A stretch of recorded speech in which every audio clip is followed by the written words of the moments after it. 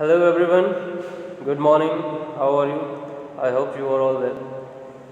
So today we are going to discuss on the topic of our second chapter, nationalism in India. In the previous video class we have discussed about the Rowlatt Act and the Khilafat movement and all the things. So I hope you all have understand. If anybody have doubt, then today we are going to take a query session on the Zoom app. I will provide you the timing of the query session as I have already gave you the information related to this. So if you have any doubt whatever the topic I am going to explain today, if you have any queries related to this topic, then you can ask me in the query session. So let's start. Differing strand with the moment. Differing stand का क्या मतलब है कि अब यहाँ पे differ का मतलब क्या होता है, विभिन्नताएं।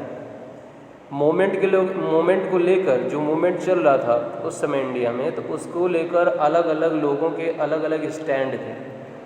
अब वो क्या थे, अब उसको हम लोग डिस्कस करेंगे। अब द नॉन कोऑपरेशन खिलाफत movement began in January 1921।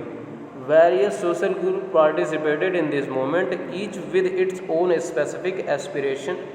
All of them responded to call of Swaraj.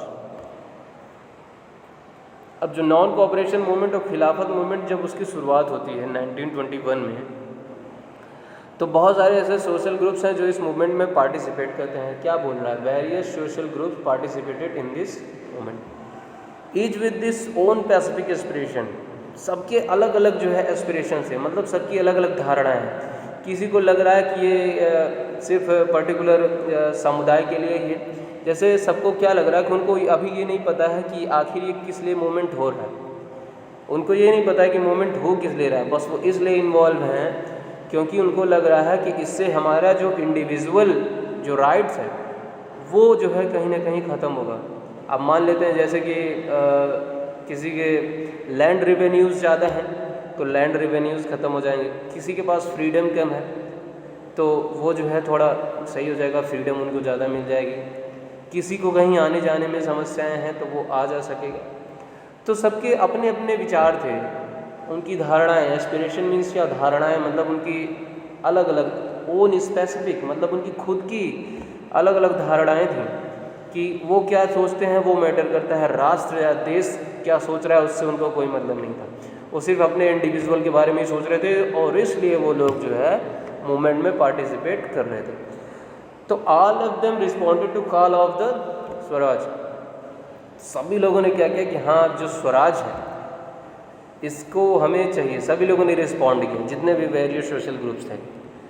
तो but the term mean different thing of the people. लेकिन अब एक चीज़ आता है, क्या चीज़, कि लोगों के लिए जो ये चीज़ था वो एकदम डिफरेंट था। भिन्न भिन्न लोग भी थे, डिफरेंट पीपल भी थे, और उनके लिए डिफरेंट थिंग्स भी था। ये उनको अभी तक पता भी नहीं था कि इस तरह का कुछ चीज़ होता भी। गांधी जी जब से आए तभी से मूवमेंट शुरू हुआ। तो अब क्या हो रहा है कि the movement in the towns, अब इसकी हम बात करेंगे। The movement started with the middle class participation in the cities. Thousands of students left government-controlled school and colleges. Headmaster, teachers resigned, and the lawyers gave up their legal practice. In the previous video class, we have discussed about the boycott.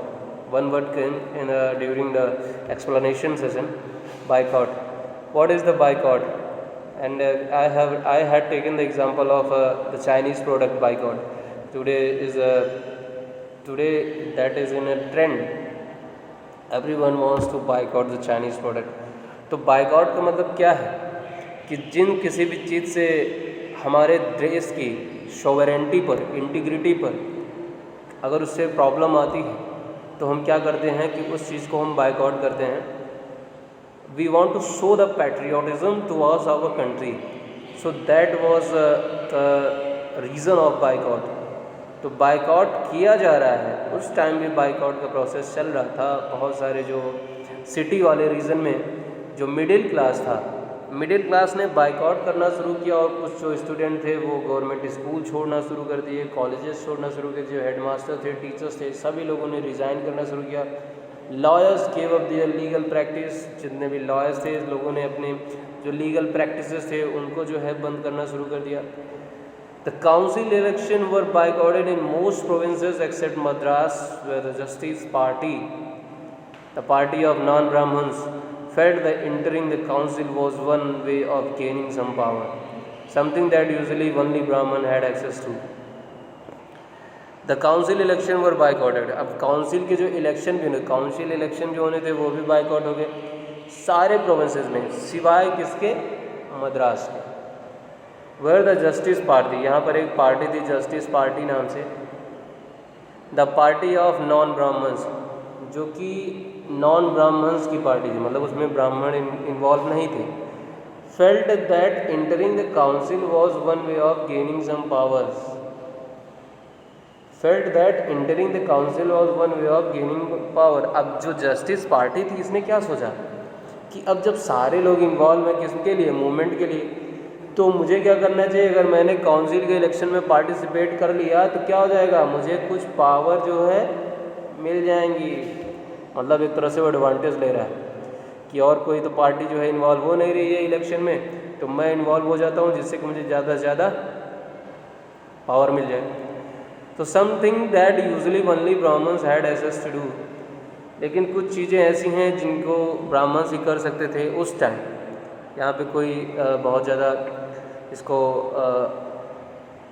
Lightly या emotionally नहीं लेगा कि अरे सिर्फ Brahmins की बात हो रही है, ऐसा मैं नहीं कह रहा हूँ, ऐसा इसमें लिखा हुआ है, इस वजह से मैं उसको बता रहा हूँ। तो कोई ऐसा नहीं समझेगा कि और किसी के बारे में क्यों बात नहीं हो रही है, तो सिर्फ ब्राह्मण्स के बारे में लिखा तो उन्हीं के बारे में बात करूँगा मैं। तो the effect of non cooperation on the economic front were more dramatic, the effect of non cooperation on the economic front were more dramatic. लेकिन जो नॉन कोऑपरेशन मूवमेंट का जो प्रभाव था, जो इफेक्ट था, वो इकोनॉमिक फ्रंट पर भी थोड़ा बहुत ज़्यादा ड्रामेटिक रहा। कैसे? फॉरेन गुड्स और boycotted, liquor shop picketed and the foreign cloth burnt in the huge bonfires. जो फॉरेन गुड्स थे उनका बायकॉट किया गया, लिकर शॉप्स को जलाने जाने लगा, और जो फॉरेन क्लॉथ्स थे उनको भी इकट्ठा करके जो है जलाया जाने लगा। बोनफायर्स मीन्स क्या? मतलब उनको इकट्ठा करके चौराहों पर जलाया जाने लगा। एक तरह से वो रिप्रेजेंट करना चाह रहे थे, लोगों को दिखाना चाह रहे थे कि हम ऐसा कर रहे हैं, आप भी ऐसा करो। The import of foreign clothes held between 1921 and 1922, its value dropping from 102 crores to 57 crore। Import का मतलब क्या? इम्पोर्ट ऑफ फॉरेन क्लॉथ्स, जो हम वहाँ से खरीद रहे थे, कहाँ से? ब्रिटिशर्स से। जो कुछ भी फॉरेन क्लॉथ्स हम इंपोर्ट कर रहे थे, जिनको हम आयात बोलते हैं, तो उसकी जो एक तरह से वैल्यू थी वो ड्रॉप हो गई 1921 से 1922 के बीच में ही। मतलब एक साल के अंदर ही उसकी वैल्यू ड्रॉप हो गई। कहाँ से कहाँ तक? 102 करोड़ से 57 करोड़ पे आ गई। तो बहुत बड़ी बात थी कि हम लोगों ने जिस तरह से बाइकआउट स्टार्ट किया through the non cooperation movement, so the value of British products has dropped and it is the major drop in 1 year. So in many places merchants and traders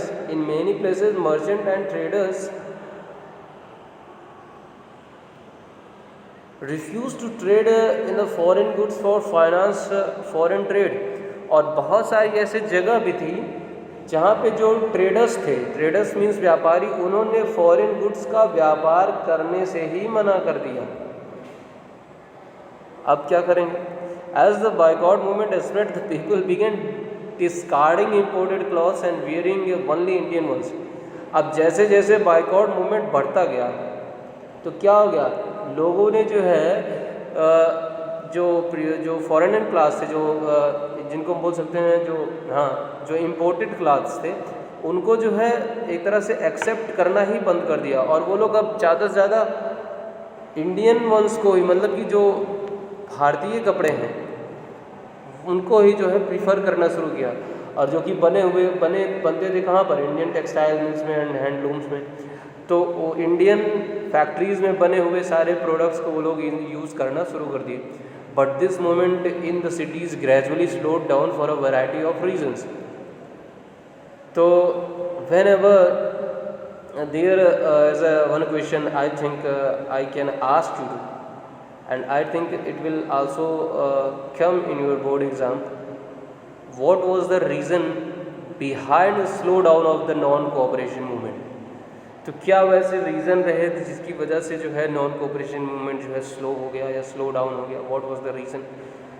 तो उसको हम लोग डिस्कस करने जा रहे हैं. तो but this movement in the cities gradually slowed down for a variety of reason. अब ये मूवमेंट जो शहरों में है वो धीरे धीरे स्लो डाउन होता गया. किन किन कारणों की वजह से?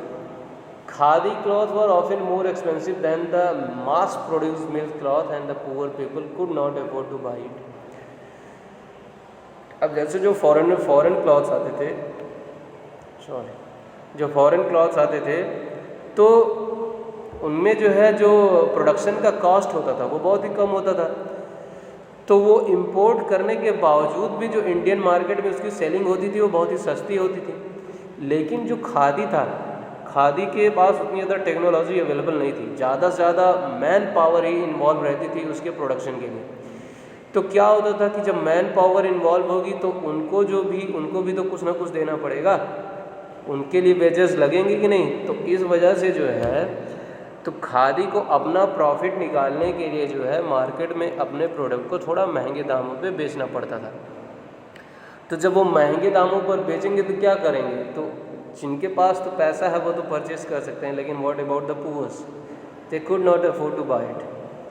वो नहीं कर सके. क्या नहीं कर सके? मतलब कि वो बाय नहीं कर सके उन प्रोडक्ट्स को क्योंकि वो बहुत ज़्यादा एक्सपेंसिव थे. तो how then could they boycott mill clothes for too long. तो इस तरह से वो कब तक जो है जो मिल्क के प्रोडक्ट्स को जो या फिर इम्पोर्ट्स क्लॉथ्स थे उनको कब तक जो है बायकॉट कर सकते थे. Similarly the boycott of Britain. तो एक तो रीज़न ये हो गया कि खादी बहुत ही ज़्यादा एक्सपेंसिव था, इस वजह से जो है धीरे धीरे स्लो डाउन होता है मूवमेंट. दूसरी चीज़, similarly the boycott of British institution posed a problem. For the movement to be successful alternative Indian institution had to be set so that they could be used in place of British ones. For the movement to be successful similarly the boycott of British institution posed the problem.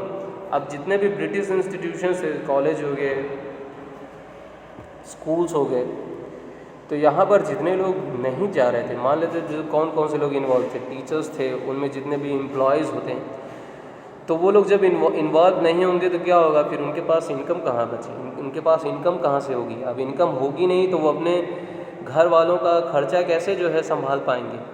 तो क्या हो रहा था कि ये एक बड़ा problem हो गया. वो चाहते थे कि अगर हम क्या कर रहे हैं कि अगर हम इस मोमेंट में इन्वॉल्व हो रहे हैं तो जो ब्रिटिश प्लेसेस हैं उनकी जगह पे इंडियन प्लेसेस क्या होने चाहिए? वो तो इस्टेब्लिश होने चाहिए. Alternative Indian institution had to be set to the say they so that they could be used in place of British one. मतलब एक अल्टरनेटिव इंडियन इंस्टीट्यूशंस तो होना चाहिए जिससे कि हम ब्रिटिश वंस की जगह पे, मतलब जहाँ पे हम नहीं जाते थे, जैसे ब्रिटिशर्स के पास जाते थे तो उनकी जगह पे इंडियंस के पास जाएँ. तो ऐसा भी कुछ नहीं था. तो इस वजह से जो ये इंस्टीट्यूशंस के मेंबर्स थे इनको जो है मूवमेंट में, ये बायकॉट मूवमेंट में इन्वॉल्व होना इनके लिए बहुत ज़्यादा प्रॉब्लमेटिक हो गया. क्या होता है फिर? So student and teachers began trickling back to the government school and lawyers join back in the government. अब क्या होता है कि जो स्टूडेंट हैं वो फिर से जो है स्कूल में जाना शुरू कर दिए और टीचर्स भी जो फिर से गवर्नमेंट स्कूल को ज्वाइन कर लिए. लॉयर्स ने फिर से जो है गवर्नमेंट कोर्ट्स में अपने आप को ज्वाइन कर लिया. तो एक तरह से ये भी था कि एक मोमेंट में ये भी एक ड्रॉबैक आया और इसके बारे में किसी ने कोई प्रिपरेशन नहीं की थी कि हाँ ऐसा भी हो सकता है. Rebellion in the countryside from the cities the non cooperation movement spread to the countryside. It drew into its fold of struggle of peasants and tribals. तो this topic we will discuss in the upcoming videos कि किस तरह से जो है जो ये विद्रोह था एक तरह से शहरों से कंट्री साइड, मतलब गाँव की ओर या गाँव की ओर, कस्बों की ओर बढ़ा और किस तरह से जो है मूवमेंट जो है किसानों के लिए या जनजातियों के लिए बहुत ही बड़ा मूवमेंट साबित हुआ। तो इसके बारे में हम लोग अगली क्लास में पढ़ेंगे। तो अगर आपको इस टॉपिक से रिलेटेड कोई भी डाउट होगा तो अभी मैं टाइमिंग में प्रोवाइड कराऊंगा आप लोग को। जूम ऐप पे जो है एक क्वेरी सेशन चलेगा, एक कन्वर्सेशन चलेगा, कन्वर्सेशन क्लास होगी आप लोगों की मेरे साथ। अगर आप लोगों को कोई भी प्रॉब्लम हो related to the topic and any other topic whatever I have taught you, so you can ask me and you can then if you and let's join me on a Zoom app. I will provide you the timing as well. So okay, that's it. Have a good day.